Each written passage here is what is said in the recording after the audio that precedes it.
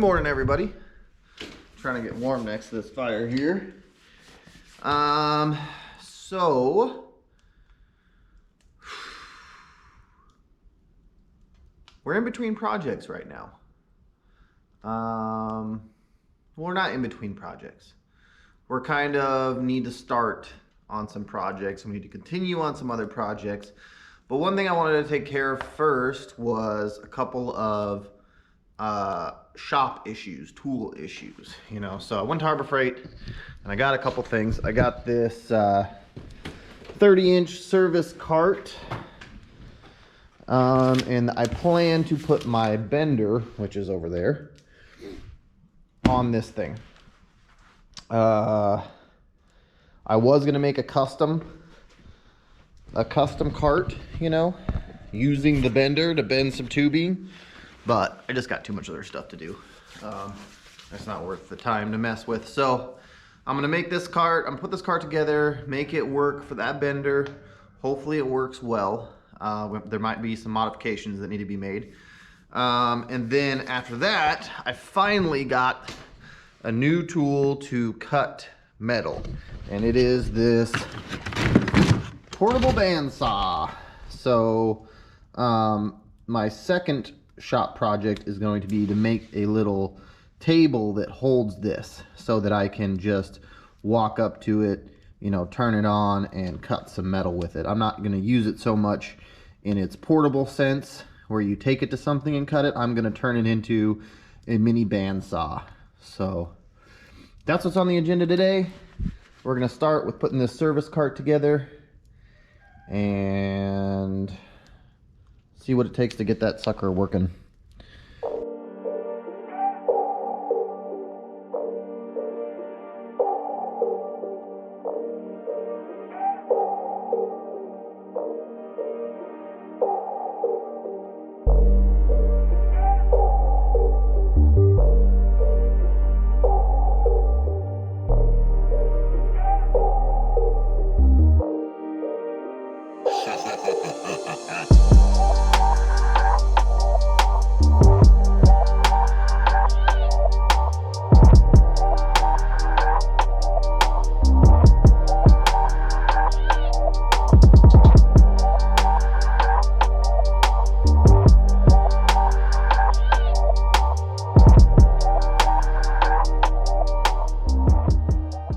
Alright, so here we are. This thing is assembled.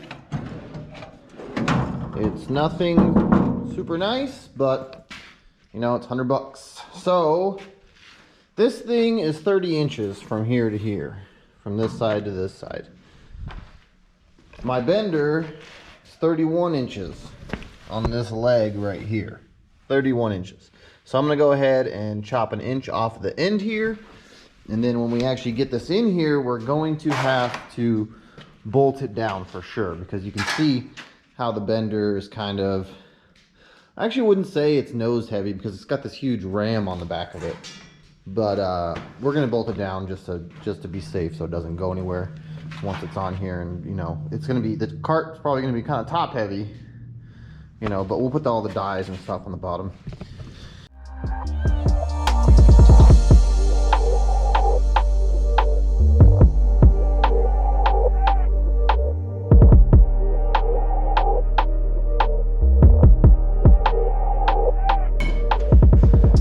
Alright, hole saws. I should have a better way of organizing that, but this is my notcher down here, and then the 3 of the 4 die sets I have, the other one's on the machine.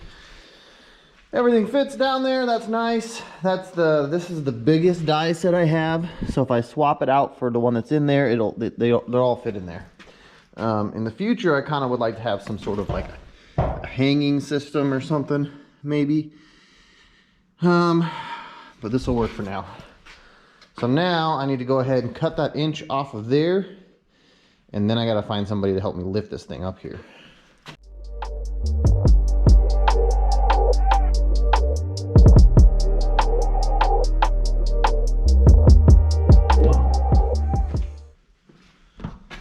All right, I got it trimmed up and ready to go. Unfortunately, this thing is really freaking heavy, so I cannot pick it up by myself. I mean, I probably could, but I would definitely be hurting myself to do it. So, I'm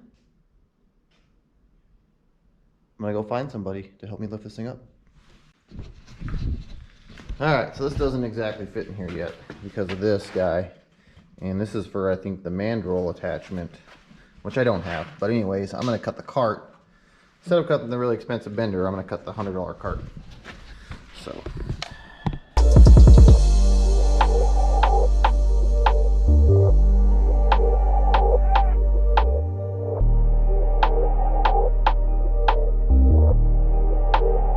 Alright, well, I kind of thought this was gonna be the situation. We need to go ahead and pull this handle off. This handle's just gonna get in the way, so. Sitting there. Quite snugly, which is good. Go ahead and get this off, get some other bolts in there.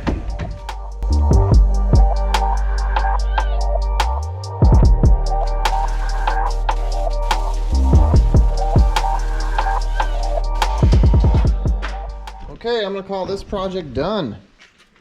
That was very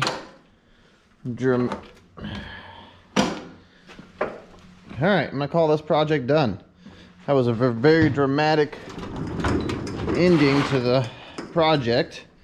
I busted off the tap in here, and it's actually right about there behind it. So the Rouge Fab emblem is just a little bit off, but that's fine. Whatever. Yeah, I'm gonna go ahead and roll this back to its new home. This pin back in here.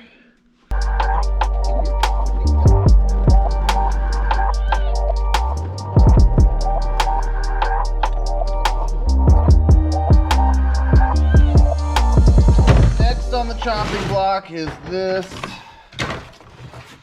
Bauer Porta Band.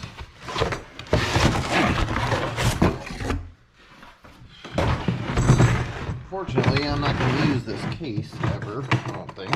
So, pretty nice case. Got some instructions. We got an Allen wrench. We got a saw.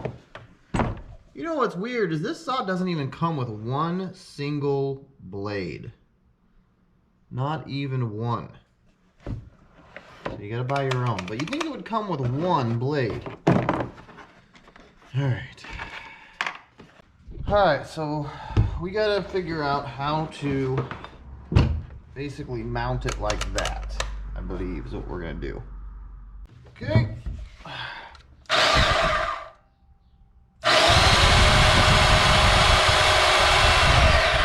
Oh, it's got a speed adjustment too. That's as fast as it goes. There's as slow as it goes.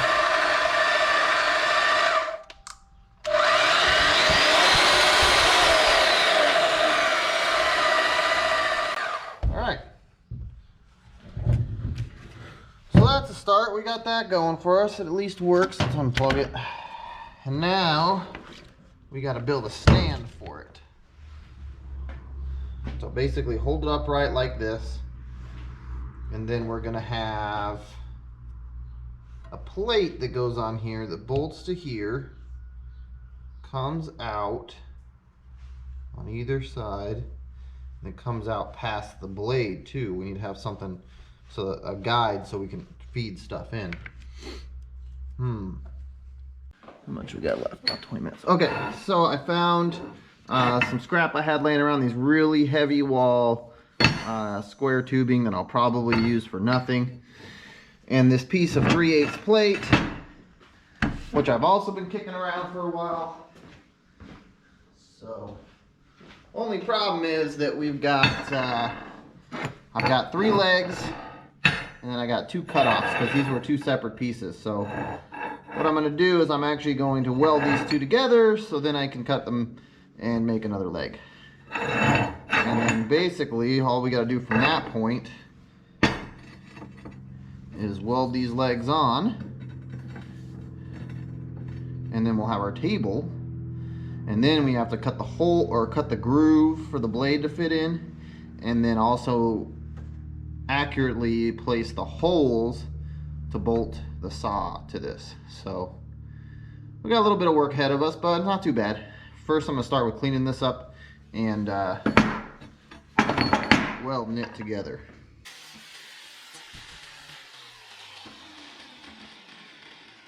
I got those two pipes beveled, so you have a place for the weld to actually sit in there. Makes it stronger.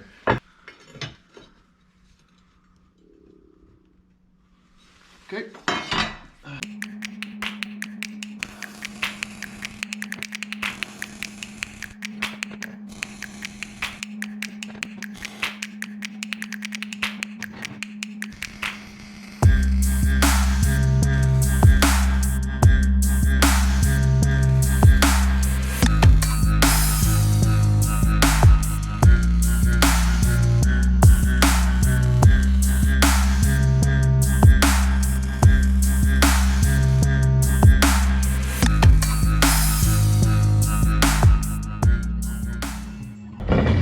Sorry, my air compressor is going in the background.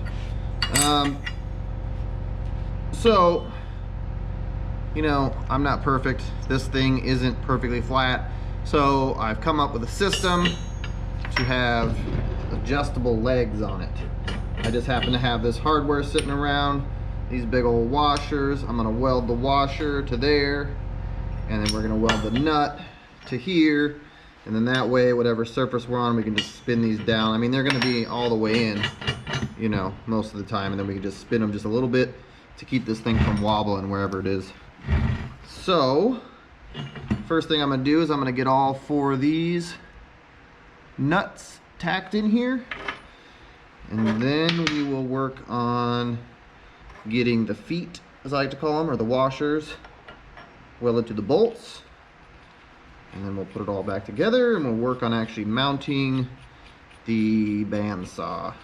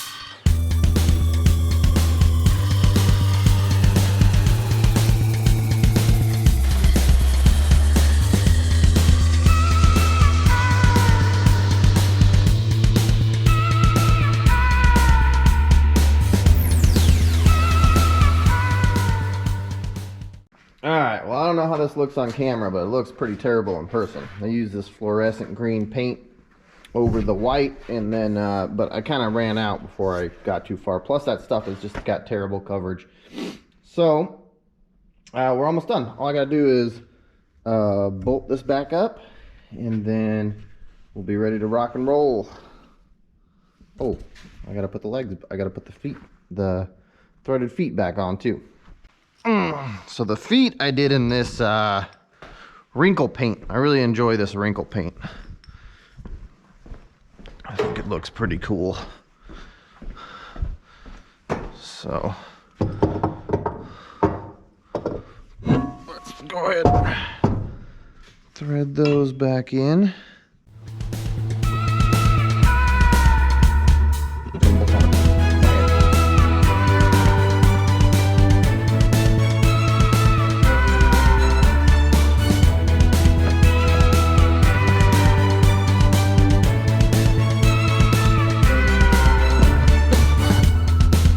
Okay.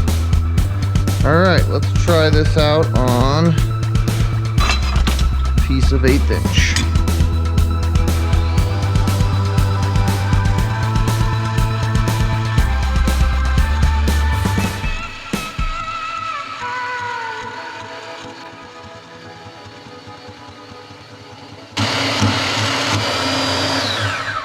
Just like that.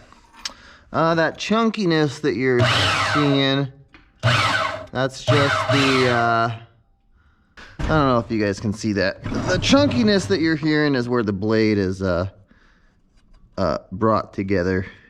And these are just Harbor Freight blades, so, you know, I'm sure if I get a better blade, it won't be so chunky at that point. So there we go.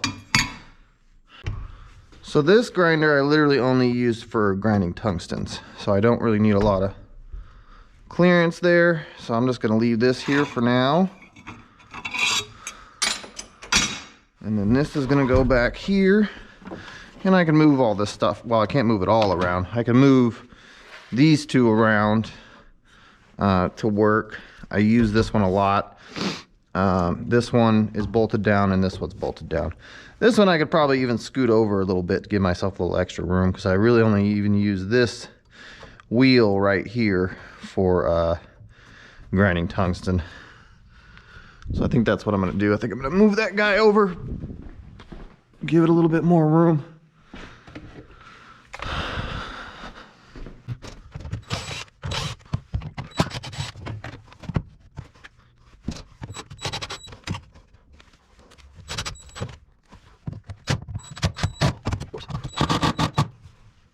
Okay, so that's tied down good.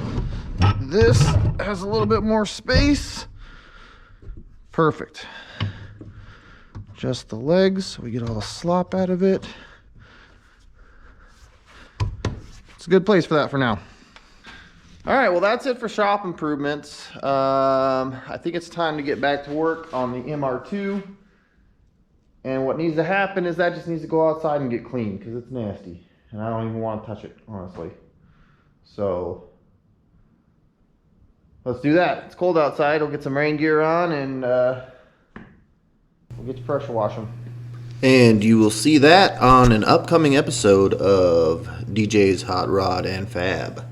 Thank you guys for watching, and we'll catch you on the next one.